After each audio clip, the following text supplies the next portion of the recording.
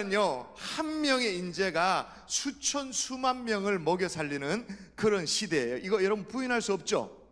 동의가 되시죠?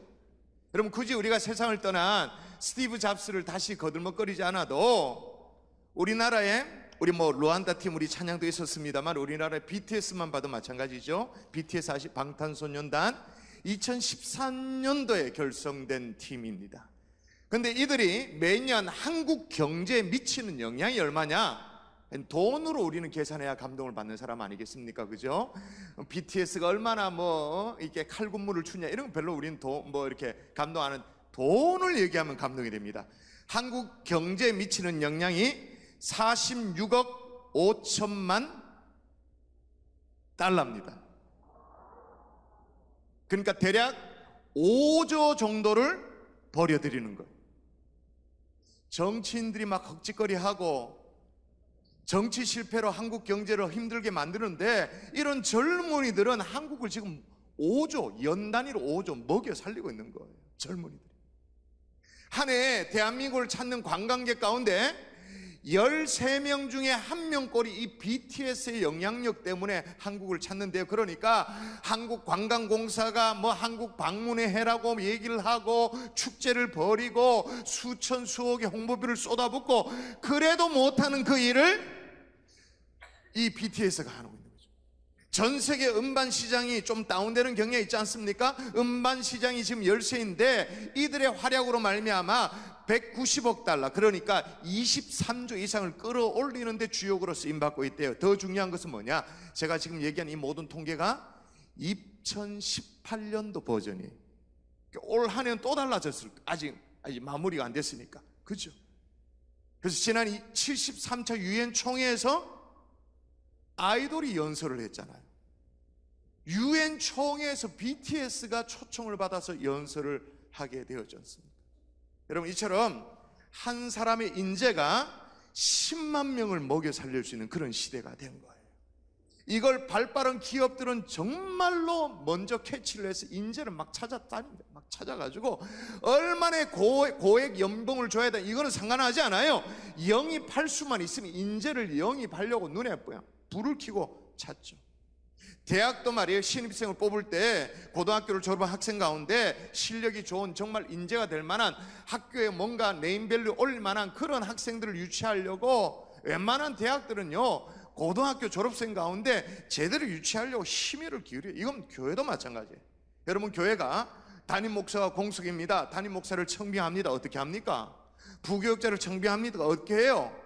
이력서, 학력, 사역 경력, 인성, 교회에서 원하는 어떤 사역의 역량, 그리고 교회와의 어떤 적합도, 이런 걸 다 따져서 최적의 사람을 선발하기 위해서 애를 써요. 우리 교회도 예외가 아니거든요. 부교육자 선발할 때 어떻게 합니까? 서류 전형 오죠. 그 중에 보통 70%는 날라가죠, 그냥. 그리고 인터뷰를 합니다. 그냥 인터뷰를 하는 게 아니고 집단 인터뷰를 합니다. 우리 팀장 목사님들 7명 정도가 집단 인터뷰를 합니다. 그러면 인터뷰 오시는 분들은 그냥 담임 목사 만나는 줄 알고 왔다가 7명 쭉 앉아 있으니까 좀 부담되기도 하죠. 그것으로 끝나지 않아요? 1일 선발 캠프를 해요. 아침부터 저녁까지 설교도 시연을 해야 됩니다. 노방전도 가야 됩니다. 그리고 철학을 함께 나눠야 됩니다. 이런 시간들을 갖죠.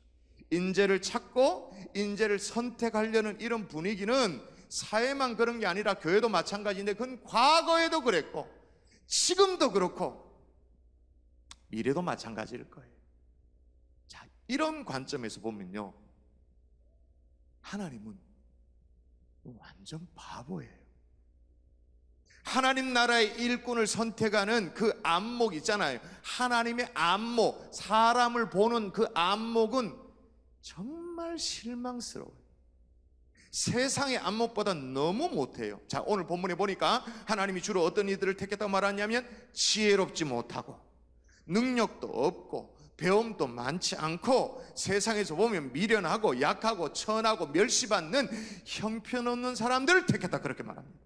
근데 이 선택이 어쩌다 실수로 그런 사람 얻어 걸려가지고 한 명, 이게 아니고 하나님의 선택은 항상 언제나 그랬어요. 항상. 성경을 열어보면, 구약에 보면 이스라엘의 초대왕 사울왕 있잖아요. 12지파 가운데 가장 조그마한 지파 베냐민 지파의 사울을 택했습니다. 하나님께서 사울을 택하니까, 왕으로 택하니까 사울 자신도 얼떨떨하고 주변의 사람들도 납득하기 어려워가지고는 불평을 토로하는 사람들이 많이 있었어요. 아니 어떤 저런 사람이 왕을 돼가지고 하나님이 왕으로 어떻게 낙점했냐, 그렇게 하죠. 다윗을 부를 때도 마찬가지. 우리야 지금 다윗 그러면 데이비드 뭐 엄청나죠, 뭐 다윗. 그런데 그 당시는 아버지로부터도 인정받지 못했어요. 막내였기 때문에 형제로부터도 인정받지 못해 어린 다윗이었습니다. 구약에 수많은 선지자들이 나옵니다. 사사들이 나옵니다. 여러분, 선지자 가운데 제대로 공부한 사람, 뛰어난 가문 한 사람을 제외하고 한 명도 없습니다. 이사야를 제외하고, 이사야는 귀족 출신이었기 때문에 이사야를 제외하고는 너무나도 평범한 사람들이었어요. 신약의 예수님의 12제자도 마찬가지예요. 여러분, 12제자를 선택했는데 그 중에 남부지역, 그러니까 이스라엘이 이렇게 남북으로 길게, 우리나라처럼 남부로 길잖아요. 남부로 길게 했는데 쉽게 말해서 남쪽 지역, 그러니까 수도권 출신, 경기도 우리 같으면 뭐 서울 출신, 수도권 출신, 그래도 괜찮은 사람은요 한 명밖에 없어서. 누구예요? 모르나? 갈릴리 교육자 어디 갔노? 누구? 가룟 유다. 나머지 사람들은 유대 사람들이 천하기에는 저 북쪽 동네, 갈릴리, 어부, 뭐 세리, 농부 출신. 하나님은 세상의 눈으로 보면 별 볼 일 없는 이들을 택하서 12제자로 하나님의 역사를 이루신 거죠. 그러므로 우리는 결론을 낼 수 있습니다. 우리 주님은 약해도 쓰실 수 있는 주님이신 줄 믿습니다.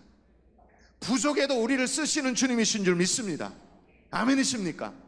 여러분, 솔직히 우리 중에도 지혜로운 자가 없잖아요. 능한 자 별로 많지 않잖아요. 문벌 좋은 자, 오늘 말씀이 얘기하는 것처럼 문벌 좋은 자도 별로 없잖아요. 그럼에도 불구하고 왜 우리 같은 약한 자들을 택하여 주셨는지 그 이유를 오늘 놓치지 않는 하나님의 종들 될 수 있기를 주 예수 이름으로 축원합니다. 근데 오늘 본문에 보니까 약해도 쓰신다 정도가 아니야. 이거는 뭐냐? 따라 하십시다. 약해서 쓰신다. 한 번 더, 약해서 쓰신다. 오늘 본문을 잘 보셔야 되는데 여러분의 목소리 읽어볼까요? 형제들아, 같이 읽습니다. 시작.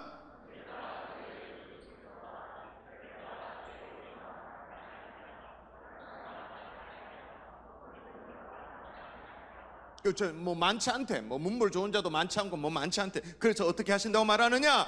하나님께서 세상에 미련한 것들을 택하사 지혜 있는 자들을 부끄럽게 하려 하시고 라고 말합니다. 미련한 자들을 택해서 막 이력서 냈는데 그 중에 하나 뭐 그게 아니고, 미련한 자 어딨노? 딱 찍어서 택해서. 근데 잘 보십시오. 이게 그럼에도 불구하고 미련한 자들을 택했다가 아닙니다. 미련한 자들을 택해가지고 하나님의 지혜를 부어주셔가지고 고쳐서 쓰신다, 그게 아닙니다. 일부러 미련한 자들을 택하신다, 그 말인 거예요. 그래서 뭘 어떻게 하시려고? 의도가 있죠. 어떤 의도? 지혜 있는 자들을 부끄럽게 하려고. 여러분 잘 생각해 보십시오. 그러므로 주님의 의도가 지혜 있는 자들을 부끄럽게 하시려는 의도가 계시다면 반드시 미련한 자를 택해야 됩니다. 주님의 뜻을 이루려면. 이해가 되십니까? 이게 한 번이 아닙니다. 또 읽어보십시오. 여러분의 목소리로 세상에, 시작. 여러분 잘 보세요. 역시 잘 보세요. 하나님께서 세상의 약한 것들을 택하신다, 콕 찍는다 말합니다.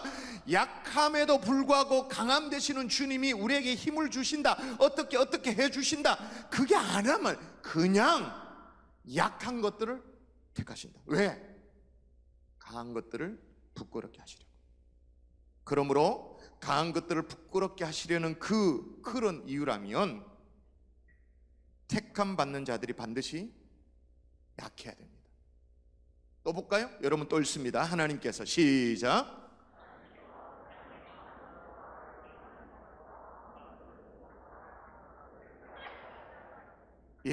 천한 것, 멸시받는 것, 없는 것들을 택하신다 그렇게 말합니다. 우리 주님이 부자니까 채워주셔가 꽉꽉 밀어 넣어가지고 멋지게 쓰신다, 이게 나올 것 같은데 그게 아니고 뭐라고요? 그렇게 택하사 있는 것들을 폐하려 하시나니, 무슨 말이에요? 일부러 그렇게 택했다 그 말이에요. 여러분, 우리 한 번씩 그렇게 기도하죠. 은혜 깊은 자리까지 나아가면 하나님 앞에 뭔가 정말 깐깐한 은혜의 자리, 그런 십자가 앞에서 눈물을 흘리는 자리에 나아가면 눈물 흘려가면서 주님 앞에 손 들고, 주여, 왜 나 같은 자를 구원해 주셨습니까? 왜 나 같은 자를 불러주셨습니까? 저 같은 뭐예요? 왜 나 같은 이를 목사 삼아 주셨습니까? 그렇게 물어요. 근데 주님의 답은 뭐래요? 그래서 불렀다. 네 곁에서 불렀다 그 말이에요. 그러므로 진단주일에 임명받은 분들 계시잖아요. 교회에 이 모양 저 모양으로 어떤 섬김의 요청을 받으신 분들 계시잖아요. 그렇게 생각하면 나는 여러모로 부족하다고 생각합니다. 나는 그럴 능력도 없다고 생각합니다. 재능도 없다고 생각합니다. 좀 이렇게 부장으로 섬기려면 주머니 형편도 괜찮아야 나는 또 경제적인 여유도 없다, 부족하다 그렇게 생각합니다. 그래서 임명받았다 그 말이에요. 부족해서. 나는 형편도 믿음도 부족하다고 생각하세요? 그래서 선택받았다 그 말이에요. 약함에도 불구하고가 아니에요. 약해서, 그래서 쓰시는, 그 약함이 이유가 되어서 쓰시는 그 하나님이시라는 거예요. 아멘이십니까? 그러므로 우리의 약함이 부끄러움이지 아닌 거예요. 그것 때문에 하나님이 우리를 뽑아서 불러주시는 거예요.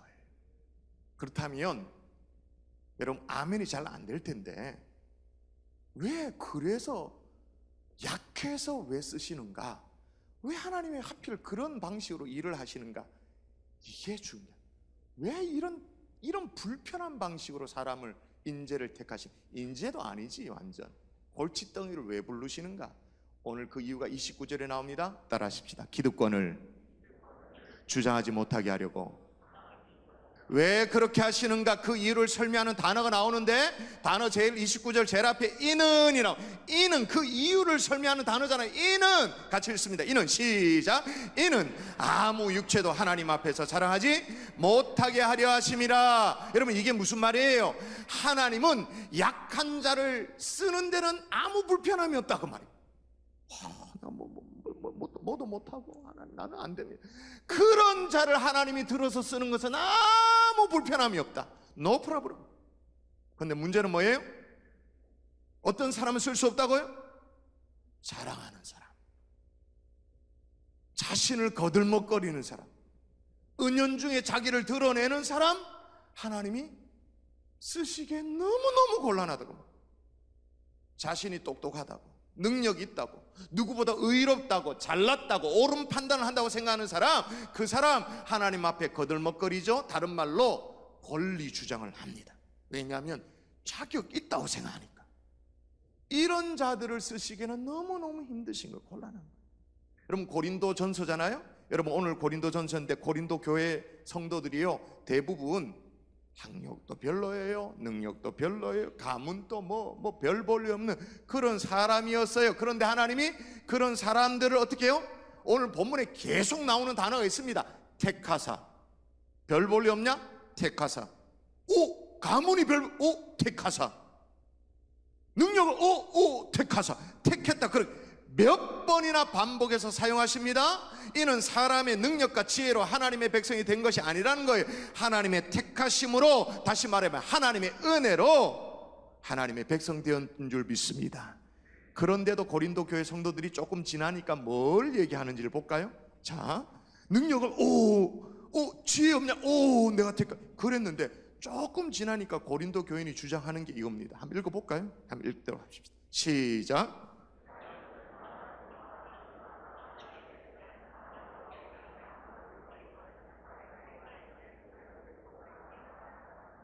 여러분, 생각해 보십시오. 왜 고린도 교회 성도들이 왜 나는 바울에게, 나는 아볼로에게, 나는 게바에게, 나는 그리스도에게 왜 주장할까요? 기득권을 보장받고 싶어가지고. 여러분, 기성교회일수록 아주 즐기고 강한 것이 뭐냐? 이게 기득권이에요. 기득권. 하다못해 늘 그 앉는 자리 있잖아요. 그 앉는 장의자에 그 딱 정해진 자리, 끄트머리 자리, 기득권이 있습니다. 교회 마당에 면발짝이라도 가까운 곳에 주차 스팟, 주차 파킹랏, 그 자리도 은근슬쩍 기득권이 있습니다. 바울은요, 고린도 교회 성도들이 익히려 말해요. 너희 중에 지혜로운 자 많지 않지. 너희 가운데 능한 자 많지 않지. 문볼 좋은 자 많지 않지. 그럼에도 불구하고 택하신 것 아무 육체도 자랑하지 못하게 하려 하심이라. 약해서 선택했다 그 말인 거예요. 그런데도 우리 스스로 자랑하고 기득권을 주장한다면 아무것도 없어서 우리를 선택하신 주님이 뭐가 되는 거예요? 주님이 완전 바보가 돼버리는 거예요. 썩은 거야. 약해서 선택했는데 보니까 안에 칼이 있어. 주님은 등신이 되는 거예요. 그럼 우리가 뭘 주장한다? 기득권을 주장한다? 우리 주님을 바보로 만든 거예요. 약해서 선택했는데 까보니까 와, 무시무시한 거예요. 여러분, 우리 주님을 바보로 만들지 않기를 주의 이름으로 축원합니다. 함께 교회를 받들어 섬기는 여러분, 뭘 되게 열심히 하려고 그렇게 하지 마세요. 뭘 대단하게 큰일을 하려고 하지 마세요. 그저 하나님 앞에서 자랑하지 않는 겸손함만 있어도 하나님이 영광 받는 줄 믿습니다.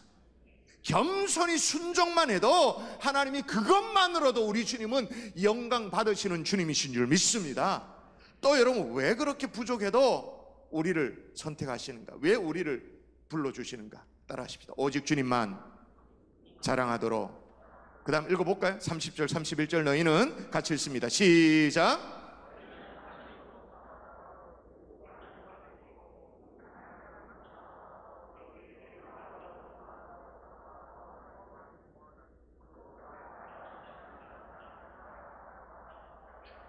아멘. 기록된 바 자랑하는 자는 주 안에서 자랑하라 함과 같게 하려 함인. 하려 함이니라. 이 뭐예요?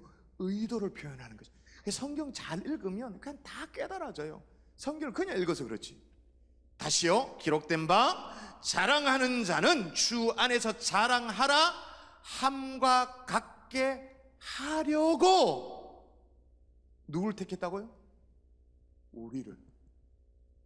얼치기 같은 우리를 택했다고 말입니다. 여러분, 교회에서 하나님 일을 한다는 것이 무엇일까요? 우리가 주님의 일을 한다는 게 어떤 일일까요? 무슨 일을 막 척척척척 해내고 뭐 대단한 능력을 보이는 거, 그런 걸까요? 아니요. 솔직히 우리는 사역을 잘해봐야 얼마나 잘하겠어. 솔직히 우리의 능력을 보여봐야 얼마나 능력을 보일 수 있겠어요. 오히려 무능함을 드러내는 거죠. 주님의 능하심을 오히려 더 드러내고 자랑할 줄 아는 하나님의 종들 될 수 있기를 주 예수의 이름으로 축원합니다. 믿음의 조상 아브라함을 생각해 보면 돼요. 아브라함이 75세에 부름받았습니다. 복의 근원, 믿음의 조상으로 쓰임받았습니다. 75세 이전에는 아브라함이 무슨 일을 했는지 알 수도 없어요. 어떤 존재인지 별로 기록이 없어요. 그만큼 드러낼 것이 아무것도 없었다 그 말인 거예요. 아무것도 아닌 사람 불러주신 거죠. 믿음의 조상으로. 여러분, 미국에 4차 산업혁명을 이끌어가는 기업이 하나 있죠. 제너럴 일렉트로닉이라고, 그러니까 GM이라고 들려지는데, 거기에 창업자가 잭 웰치라고 많이 들어보셨을 거예요. 잭 웰치.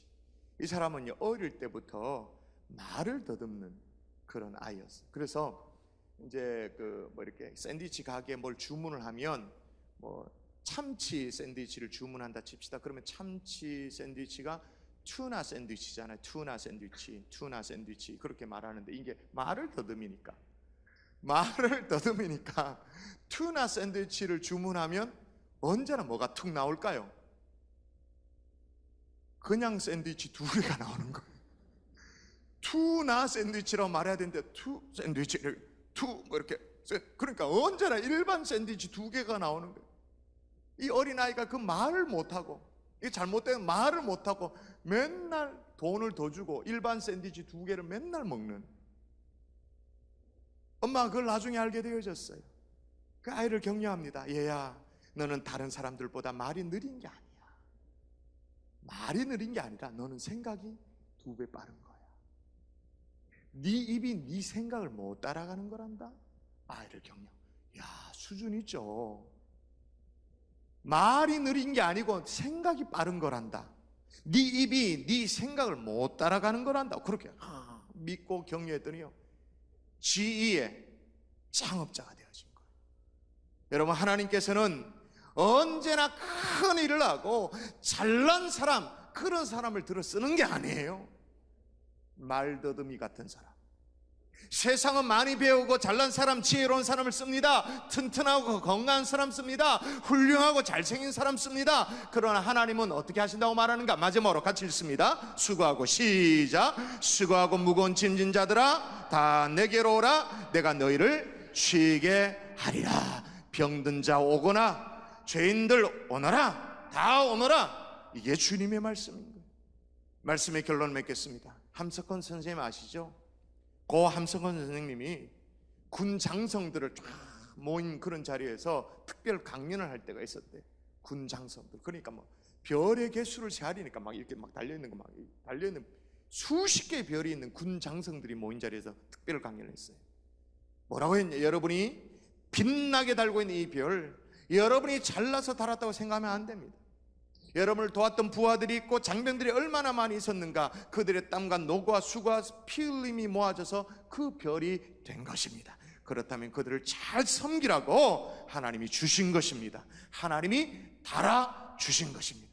그 다음 마지막 말이 뭐냐면, 이걸 모르면, 대단하죠. 그 장성들 앞에서 이걸 모르면 똥별이 됩니다. 똥별. 그 다음 얘기하면 별똥별. 별똥별의 특징이 뭐예요? 하늘에서 땅에 떨어지잖아요.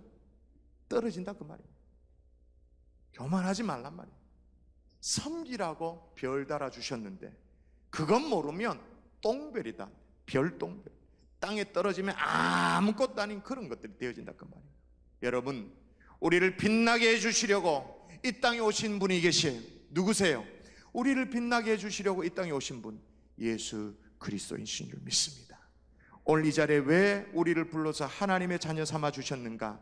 하나님의 은혜를 드러내라고. 은근슬쩍 나를 드러내는 것이 아니라, 내 신앙의 경력을 드러내는 것이 아니라, 내 헌금 액수를 드러내는 것이 아니라, 나의 헌신을 드러내는 것이 아니라 주님만을 드러내고 주님을 자랑하라고. 그래서 나 같은 자를 선택해서 불러주셨다는 거예요. 그래서 어떻게 해요? 약해서 쓰시는 거예요. 약해도 쓰신다 정도가 아니라 약해서 우리를 불러주신 거예요.